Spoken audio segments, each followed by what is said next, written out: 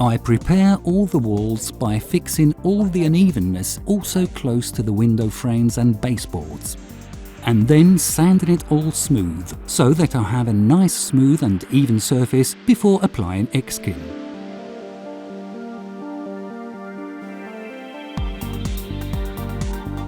For outward corners, first I apply over the corner a plastic profile. Then I glue the X-Kin on the edges of the profile, and then I paint the profile still visible in the colour of X-Kin.